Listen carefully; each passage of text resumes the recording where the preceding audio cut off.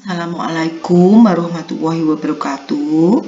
Berjumpa lagi dengan saya Siti Umi Fitria SPD MSI, guru dari Kota Salatiga, tepatnya guru SMP Negeri 8 Salatiga.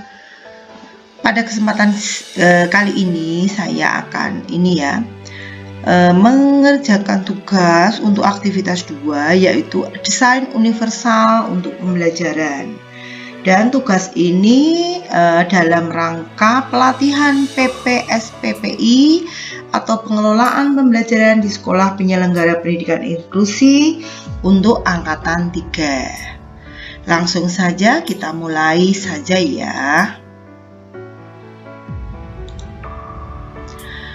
Universal Design for Learning atau biasa disingkat dengan UDL atau desain universal untuk pembelajaran adalah sebuah kerangka perencanaan pembelajaran yang dapat meningkatkan akses yang bermakna dan mengurangi hambatan belajar peserta didik dengan kebutuhan belajar yang beragam, termasuk peserta penyandang disabilitas. UDL menekankan pada pembelajaran yang fleksibel, bermakna, dan keterlibatan. Oleh karenanya, UDL dapat dijadikan sebagai kerangka kerja bagi guru dalam menyusun rencana pembelajaran di sekolah penyelenggara inklusif. Desain universalnya sendiri yaitu desain dan komposisi suatu lingkungan sehingga dapat diakses, dipahami, dan digunakan semaksimal mungkin oleh semua orang tanpa memandang usia, ukuran, kemampuan, atau kecakapannya.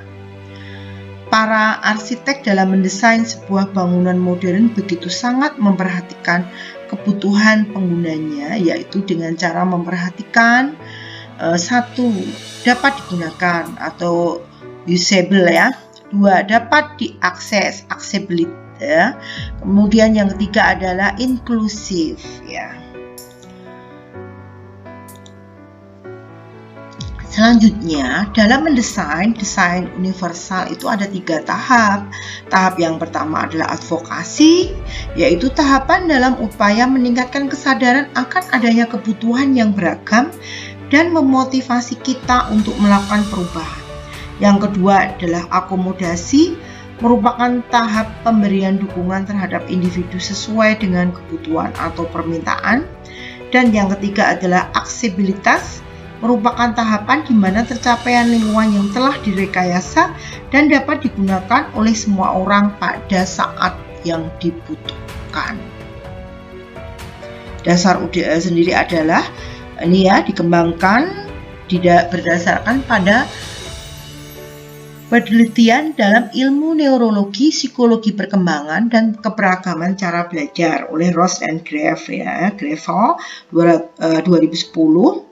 Penelitian telah mengonfirmasi keberadaan 3 jaringan otak terlibat dalam pembelajaran, yaitu jaringan afektif, recognition, dan strategis ya. Apa itu UDL? UDL adalah kerangka kerja dengan seperangkat prinsip untuk belajar dan mengajar berdasarkan wawasan ilmiah tentang bagaimana manusia belajar sebagai upaya dalam meningkatkan serta mengoptimalkan pengajaran dan pembelajaran bagi peserta didik yang memiliki kebutuhan belajar yang beragam, termasuk peserta didik penyandang disabilitas. Sedangkan tujuannya UDL sendiri adalah memberikan kesempatan yang sama bagi semua peserta didik untuk berhasil, menciptakan lingkungan belajar yang menantang, bermakna, dan fleksibel yang bekerja untuk semua peserta didik, mengembangkan berbagai metode pengajaran untuk menghilangkan hambatan belajar, membantu peserta didik untuk menjadi pembelajar yang mahir. Nah, untuk prinsip UDL sendiri ada 3, yaitu multiple means of engagement ya, menyediakan berbagai cara keterlibatan untuk mendukung pembelajaran afektif, yaitu mengapa kita belajar.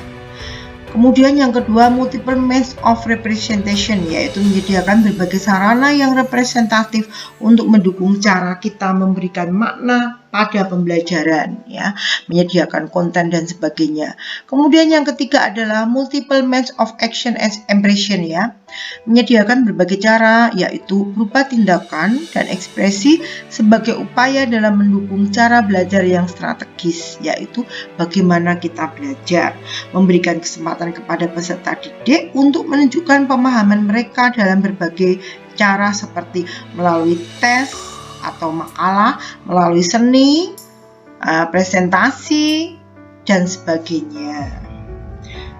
Selanjutnya mari kita pelajari, yaitu dasar dari desain universal. Terletak pada keyakinan bahwa guru dan pengembang kurikulum harus mengidentifikasi dan memperbaiki hambatan belajar peserta didik melalui perencanaan pembelajaran yang efektif dengan fokus pada 3 hal, yaitu keterlibatan, fleksibel, dan bermakna, ya. Ini keterlibatan, ya, fleksibel itu materinya, dan bermakna ini adalah pembelajaran yang dapat diakses secara bermakna. Menggunakan kerangka UDL dalam merencanakan pembelajaran, ini ada 3, tadi di atas sudah disebut, ya. Yang pertama yaitu advokasi. Dalam konteks desain universal untuk pembelajaran, tahapan advokasi dapat dilakukan dengan melakukan komunikasi secara persuasif dalam upaya membangun kesadaran bagi semua, baik guru maupun peserta didik, mengenai konsep keberagaman. Tahap advokasi ini diharapkan dapat membangun adanya kebutuhan yang beragam dari setiap peserta didik, rasa saling menghargai, percaya diri, dan dapat memotivasi semua agar saling bersinergi guna melakukan perubahan dalam pembelajaran untuk keberhasilan bersama. Kemudian advokasi, ya, setelah advokasi yaitu kedua akomodasi, yaitu untuk mengakomodasi peserta didik kecil agar dapat mudah menggunakan tangga, ya, dicontohkan di sini tangga yang sudah desainer oleh arsitektur. Ada beberapa macam tangga yang lurus, berkelok, dan sebagainya, seperti dicontohkan dalam buku ini, ya, panduan pendidikan inklusi, ya. Desain tangga itu dapat digunakan oleh semua orang, itulah yang paling bagus, ya. Sebagaimana desain tangga tersebut, guru diharapkan dapat mendesain sebuah pembelajaran yang dapat mengakomodasi keberagaman peserta didik yang ada di kelasnya. Jadi intinya itu guru dapat mengakomodasi semua keberagaman yang dipunyai oleh peserta didik itu, ya, untuk akomodasi. Sedangkan yang ketiga adalah aksesibilitas, yaitu tahap aksesibilitas ini adalah tahapan yang paling diharapkan, yaitu tahapan di mana terciptanya lingkungan belajar yang telah direkayasa, di mana akomodasi dan dukungan yang guru berikan telah mengakomodasi keberagaman peserta didik sehingga terpenuhi kebutuhan belajarnya dan belajar pun menjadi nyaman. Nah, inilah rancangan pembelajaran berdasarkan kerangka UDL, ya.